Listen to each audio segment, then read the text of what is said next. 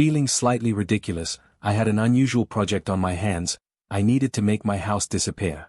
Not literally, of course, but visually blending into the background so well it looked like it wasn't even there. After all, I was under siege by my homeowners association, HOA, and their draconian dictums, and I was ready to fight back in the most unconventional way possible. A challenge? I could hear the intrigue in Kevin's voice, known in our town as the illusionist star. Tell me more, he prompted when I shared my HOA ordeal about painting my house beige. The HOA had deemed my beloved light blue house an egregious violation of their austere color guidelines. I could almost hear their collective gasp as they shredded my hopes of maintaining a bit of character. I detailed my plan to him, how I envisioned my house camouflaged against the trees, the perfect act of visual warfare against my beige overlords. We want earth tones, Kevin. Which, as it turns out, all look like a depressing color wheel of boring and blah, I explained, feeling a slight sense of vindication in my frustration. Earth tones, huh? Kevin mused. I think we can make this work. We'll enhance them, give them a masterful twist. After meeting with Kevin, my enthusiasm surged. The illusion he promised, a mix of geometric patterns and trickery to disrupt the silhouette of my house, was bound to confuse and enchant anyone who dared to look. I felt like an artist, and my house would be the canvas. Fast forward a little, and with paint samples cleverly approved by the HOA under the guise of complying with their rules, Kevin's team descended on my house like a band of creative ninjas. As the days passed, the transformation unfurled. Patch by patch, layer by layer, my once blue house morphed into an abstract blend of shades, all blending into the scenery. And then, the grand reveal approached. With a mix of anticipation and anxiety, I stood across the street, donning the specially crafted 3D glasses that Kevin had provided.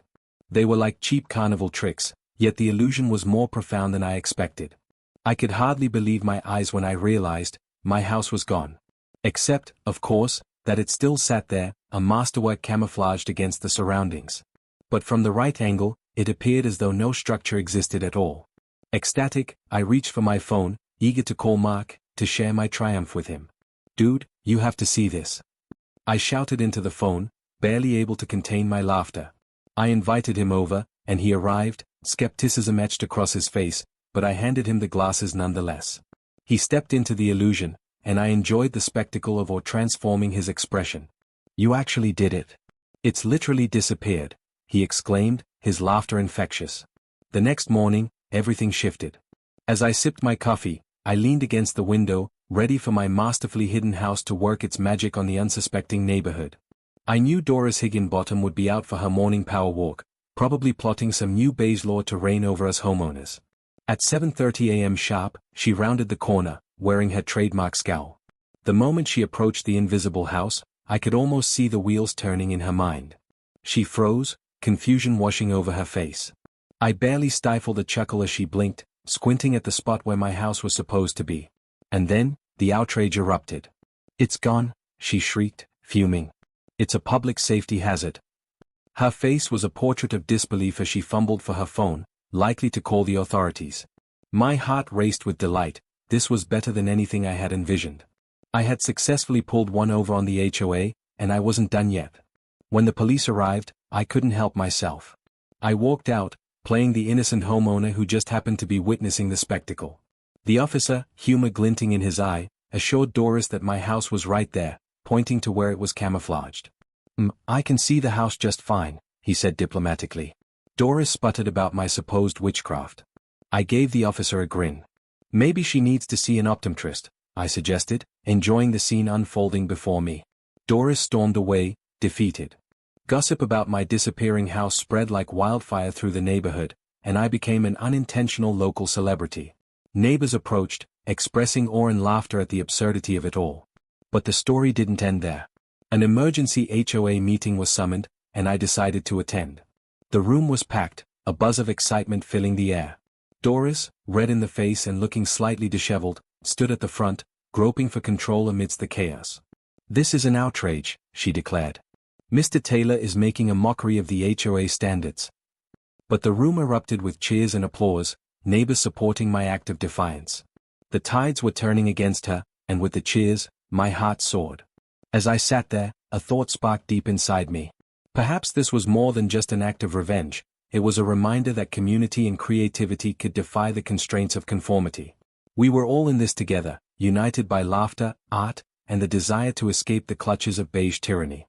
But then, rumors began swirling. I heard whispers of showings, tours, and even a street artist keen to collaborate with me.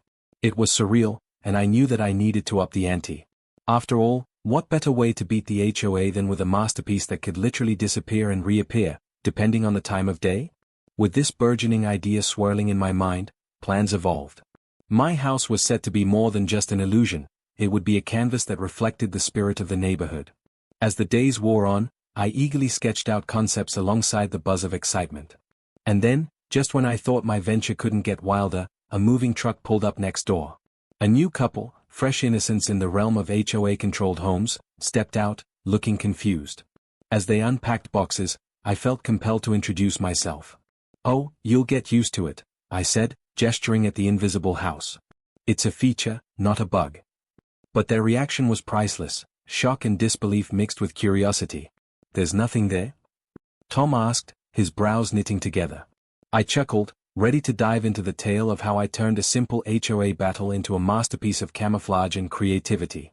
The next chapter of my story was unfolding. A family just moved in next door, and I was determined to show them how art could shift perceptions and create a community where the colors of individuality flourished. After all, my newfound endeavor was about more than making a house disappear. It was about making a statement that wouldn't just echo through the neighborhood but resonate beyond it. After all, my newfound endeavor was about more than just making a house disappear. It was about making a statement that wouldn't just echo through the neighborhood but resonate beyond it. As I welcomed Sarah and Tom, the new homeowners next door, I felt a bubbling excitement to share my unconventional adventure. They looked at me, eyes wide as I went on about the absurdity of the HOA and my elaborate plan to camouflage my house. "It's really quite the experience," I laughed. "You should see it with these glasses." I handed them the 3D glasses Kevin, the illusionist had given me. Watching the revelation play out across their faces was priceless. I could see the realization hit Sarah first. As she stepped across the street, she gasped, a mix of offense and awe flaring in her eyes as she saw my house practically vanish. "How is this even possible?" "It's the power of perspective," I exclaimed. "The way the patterns and colors work together makes it hard to see the outlines, especially when viewed from certain angles. I thought I was being ridiculous, but it feels like I'm turning the whole HOA concept on its head." Tom scratched his head, looking amused and bewildered. "So, you're telling me this whole thing was revenge? But it's also art?" "Exactly." I beamed, thrilled by their engagement. "It's a protest wrapped in creativity. Why just go along with dull norms when you can challenge them in a way that's both fun and visually stunning?" As the laughter and cheers of our neighbors echoed in the classic grievances of HOA meetings, I felt an intriguing connection to Sarah and Tom, like they were kindred spirits. They echoed my own sentiments about individuality and aesthetics in the neighborhood. "We really want to make this place our own, you know?" Sarah said, and I saw her enthusiasm mirrored in Tom's expression. "Well, you're in the right place for inspiration," I said, pointing back toward the invisible facade of my home. "You can carve your own niche, just like I did. Just be prepared for the occasional HOA spats." But before we could delve deeper into our shared resistance against the beige culture, the tranquility of the moment shattered. A sleek, black SUV turned the corner and pulled up in front of Doris Higginbottom's house. My uneasy fondness for her drama often turning into laughter shifted as I glanced at her stepping out, a steely determination in her eyes. "That can't be good," I muttered, more to myself than to Sarah and Tom. Doris had that look, the deadly glare of a woman on a mission. "Who's that?" Sarah asked, her brow creasing in confusion. "That would be the HOA president." "She's interesting," I replied dryly, managing to suppress a chuckle. Before I could add more, Doris marched up to my driveway, ignoring me entirely. "Mr. Taylor," she called in a voice that echoed with authority. "I need to speak with you, immediately." Oh," I said, exchanging concerned glances with Sarah and Tom. "Here we go." Doris approached me, arms crossed, her bun tightened to perfection as though the weight of her grievances were literally held in place with hairpins. "Your little stunt has caused quite the stir, and quite frankly, it's unacceptable. You need to reverse this. Mockery of our community." "Mockery? That's a strong word, Doris," I said, chiding her faux solemnity. "If anything, it's a creative interpretation of community standards. Clearly, my house is still standing. Isn't that what matters? She narrowed her eyes. You may think it's clever, but other homeowners do not agree. They are, dare I say it, envious of your artistry style. Envious? Of my invisible house. I feigned disbelief, curious where she was going with this. People care about their property values, she sneered, and your little illusion is bringing unwanted attention. It needs to stop. Well, Doris, I replied, unable to keep the playful glint from my eyes, turns out it's already started a wave of interest in the neighborhood. People are actually loving it. Doris puffed up even more, looking like she was about to explode with indignation. The HOA cannot have this kind of disruption. I will not stand for it, Mr. Taylor.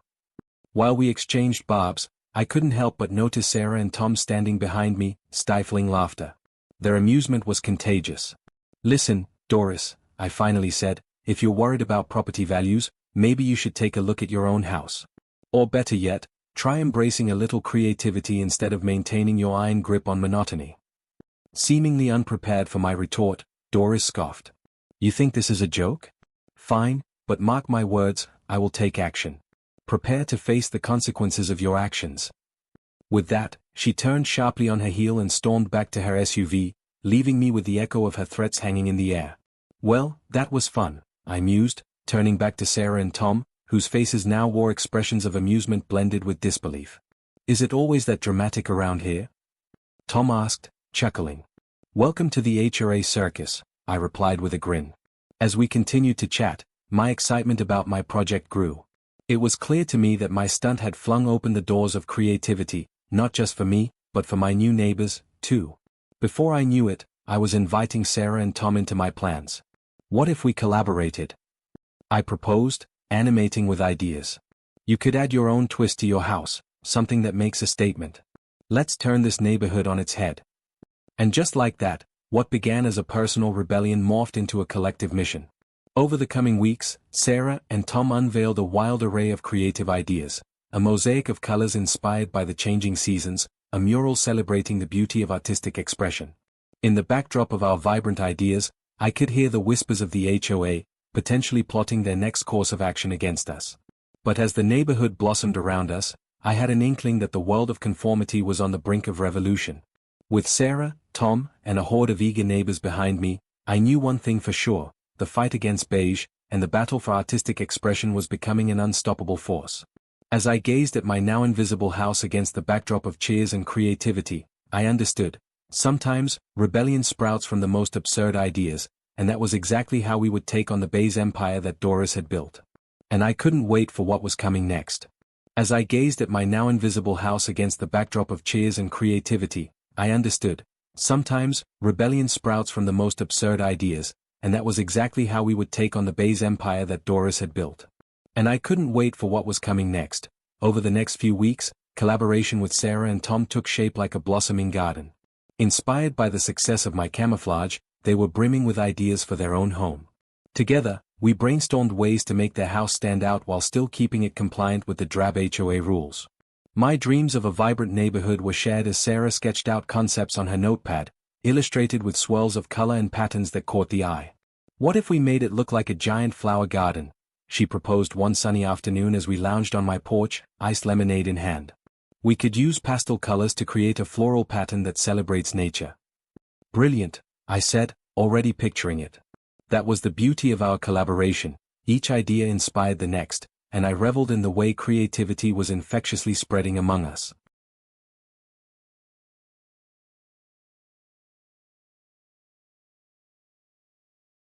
As our plans developed, I couldn't shake the feeling that Doris was watching us like a hawk. News of my disappearing house had taken the community by storm, and folks were buzzing with excitement over our artistic rebellion. Yet I sensed Doris's ire was simmering beneath the surface. I could only imagine her plotting ways to stifle us, maybe even seeking new depths of beige discontent as she rallied her fellow HOA members. One evening after a long brainstorming session, I returned home to find the mailbox stuffed with ominous correspondence. Tucked inside was another letter from the HOA, but this one felt different, almost desperate. They were calling an emergency meeting to address the current state of unrest in our neighborhood. Let's see what drama they're peddling now, I muttered, tossing the letter onto the kitchen table. Maybe Doris had finally lost it, recognizing that her beige reign was fraught with color and creativity. The night of the emergency meeting arrived, and the community center was packed, the air thick with anticipation. Reactions varied from excitement to trepidation, and as I walked in, all eyes turned toward me, their expressions a mix of intrigue and admiration for my audacious stunt. Doris stood at the front, her tight bun looking more disheveled than ever. She took an unsteady breath, ready to address the crowd. "Neighbors, thank you for joining us tonight. We gather here under unusual circumstances. Good to see you, Doris," I called out, sarcasm dripping from my words. A few chuckles erupted, and I couldn't help but revel in the lightheartedness that had overshadowed her stern demeanor. "Enough of that." Doris shot back, her frustration palpable. "This is a serious matter. Mr. Taylor's house has drawn attention from beyond our community, and we need to take action. The integrity of the HOA is at stake." I couldn't hold back a grin at the absurdity of her concern. The integrity of a community obsessed with beige? I felt like I was in a sitcom. The crowded room buzzed with chatter, debating my unconventional artistic expression. Perhaps it isn't an integrity issue, but rather a creative opportunity. I countered, standing to meet Doris's fierce gaze. "Look around. People are more than willing to embrace a bit of color in their lives, whether that's lawn flamingos or, dare I say it, camouflage. Or a giant sunflower on your neighbor's house," someone chimed in from the back, laughter bubbling through the crowd. Enthusiasm for color and individuality was indeed infectious. Doris was losing her grip as cheers erupted around me, and I could see resilience building within my neighbors. "We need to find common ground," Doris shrieked, her voice rising in pitch. "We cannot allow this community to descend into chaos. Creative chaos. Or color." I corrected her, laughing lightly, my confidence bolstered by the crowd's reaction. Suddenly, the rumor mill in the room whirled with fresh energy. "What if we all painted our houses to celebrate creativity?" Sarah's voice rang out, her enthusiasm radiating off her as she encouraged others. "We could turn this neighborhood into a vibrant mural of art. A festival of colors." Doris's face darkened. "This is lunacy. You're ruining the essence of our neighborhood." "Isn't creativity the essence?" I questioned. "Why shouldn't our homes reflect who we are as individuals, rather than boxes in a sea of beige rallying against anything different?" Shouts of agreement echoed through the room, and whispers of "let's celebrate us" spread like wildfire. The tide had turned, and I smiled broadly, knowing that together we could challenge the beige tyranny and reshape our community. Doris wilted under the collective will of the crowd, desperation flickering across her features. With a final, defeated glare, she stormed out, frustration palpable in her curt commands to her remaining board members. A wave of triumph coursed through the community as I realized we were on the verge of transforming our neighborhood into something extraordinary. We rallied together, and soon enough, everyone was suggesting color themes, eccentric patterns, and artistic motifs.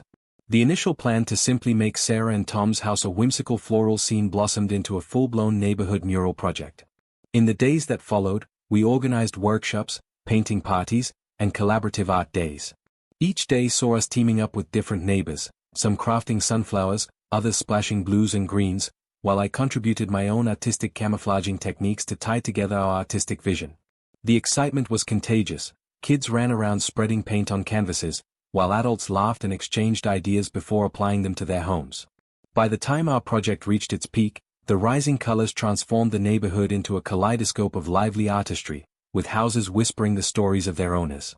Even Doris's house, which she refused to touch, stood as a lone, captivating reminder of what we had fought against. But just as I began to revel in the beauty of our rebellion, a dark cloud loomed on the horizon. One evening, hushed whispers broke out among the neighborhood about an unexpected visit from the local media. Rumors swirled about them wanting to film a piece on the neighborhood gone rogue. What if they linked me to Doris's attempts to stop our creative revolution? Would she unleash the full fury of the HOA in retaliation? The uncertainty felt like a storm brewing just beyond the horizon. Despite the underlying apprehension, I decided to ride the wave of excitement. As the camera crew descended upon our colorful neighborhood, I put on my best faux carefree smile and prepared to face whatever fallout might come.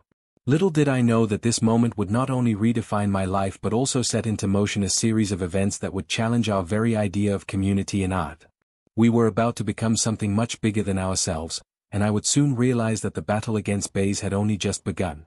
We were about to become something much bigger than ourselves, and I would soon realize that the battle against bays had only just begun. As the camera crew arrived, an electric buzz filled the air, heightening the anticipation.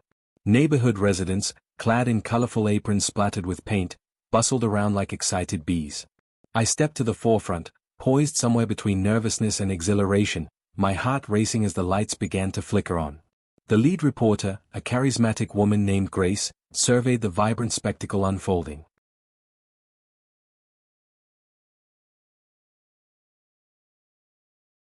Before her. With her microphone in hand, she raised it and smiled gently, as if she could sense the transformative energy thrumming beneath our feet. Welcome to Maple Lane, a neighborhood that's embracing creativity in the most vibrant way. The crowd erupted with cheers, their excitement spilling over. Sarah and Tom, standing proudly beside me, exchanged looks of disbelief at the magnitude of the moment. When I had first dreamed of my camouflage art project, I never imagined our community would rally behind it with such fervor. As Grace circled the neighborhood, interviewing neighbors about their motivations, I began to feel an overwhelming sense of pride in what we had accomplished.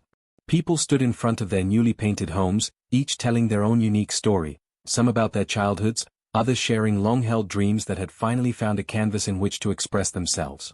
Then came the moment I'd been dreading. Grace approached me, keenly aware of the role I had played in igniting this movement. "And now let's talk to the mastermind behind this artistic uprising," she said, directing the camera toward me. "Brian, you sparked this entire transformation. What inspired you to break away from conformity and unleash creativity in your neighborhood?" I took a deep breath, allowing the joy to swell before responding. "I believe we all have a voice, a unique expression that deserves to be seen and celebrated. It started with my house disappearing, and now it's about reclaiming our narrative as a community. We've learned that art can dismantle the walls of conformity and bring us together as neighbors and friends." "Beautifully put," Grace nodded, her eyes bright with interest. "What do you hope will come from this?" "Honestly? I hope it sends a message that creativity is not just welcomed, but needed," I replied. "We've turned our neighborhood from drab to fab, and who knows? Maybe we can inspire others to shake off the beige shackles and embrace their true selves, too." The cheers that followed echoed through the air, a confirmation of our shared commitment to change. I glanced around, taking in the proud faces of my neighbors, mothers and fathers holding up their children. This was more than a colorful neighborhood, it was a renaissance for all of us. But in the back of my mind, Doris's stern expression lingered, the spiraling thoughts of her potential retaliation gnawing at my excitement. And, just as I took a moment to bask in the success we'd achieved, I spotted her standing at the edge of the crowd, arms crossed defiantly, watching the jubilant scene with contempt. She opened her mouth to speak, and the atmosphere turned electric with anticipation. "This is an embarrassment. An affront to the values we uphold," she shouted, her voice breaking through the cheers. "You are all deluding yourselves if you think this ridiculousness represents our community." Gasps ran through the crowd, but I could see the fire of resilience burning in their eyes. I took a step forward, facing her head-on, ready to defend our movement. "Doris, it's not about whether you love color or not, it's about the freedom to express ourselves. Witness the joy this brought. It's more than paint, it's our stories, our identities." "Foolishness," she spat, but I could hear the tremor of uncertainty in her voice. She had underestimated the community we built together, confidence flowing through our newfound embrace of creativity that couldn't be easily silenced. In that moment, something shifted. The laughter and celebrations around us forged a shield of solidarity, and I felt the energy grow. I turned back to my neighbors, rallying them with the power of our collective voice. "Let's not forget why we're here. We stand together, vibrant and strong. No law, no HOA can stifle what makes our community alive." Doris's grasp on authority was slipping as Sarah, Tom, and others joined me in a chorus of enthusiastic affirmations. "We choose color. We choose unity," became a chant, reverberating through the air like a battle cry, casting Doris's ire to the sidelines. The media crew captured every moment, broadcasting our combined will for change, and I knew that this was just the beginning. Whispers of dissent against the HOA were already circulating in the crowd, intrigue growing about potential reforms, and an even larger movement crafted on the foundations we had built. As the sun dipped below the horizon, casting long shadows painted in hues of orange and pink, the celebration raged on. Neighbors embraced one another, laughter echoing into the dusk, the glow of string lights illuminating the vibrant creations lining our street, a tapestry of our newly woven community. Amid the festivities, I took a moment to step back and breathe in the beauty. I felt a hand slip into mine. It was Tom, his expression filled with wonder. "I can't believe we did this," he marveled. "Together," I responded, gratefulness swelling in my chest. "We dared to dream boldly, and now we've created a vibrant reality." Just then, a wave of enthusiasm surged through the group as Grace announced, "And now, the city has called a meeting to discuss ways to promote public art initiatives right here in Maple Lane." Cheers erupted once more, exhilarating and unstoppable. The message was clear: together, we were a force too vibrant to be ignored, too brave to be silenced. And as the night wore on, I couldn't help but feel that perhaps our fight against the bays would serve not only our community but inspire others to paint their own worlds, to reclaim their voices, and to celebrate the beauty of individuality. Doris's reign was far from over, but I could sense her influence dwindling like the last rays of the sun. As laughter, cheer, and creativity enveloped us, I savored the sweet taste of victory, the triumph of a neighborhood born anew, resplendent under the colors of our dreams. And in that moment, I knew we would face whatever challenges lay ahead with the vibrancy of our collective spirit shining brighter than ever.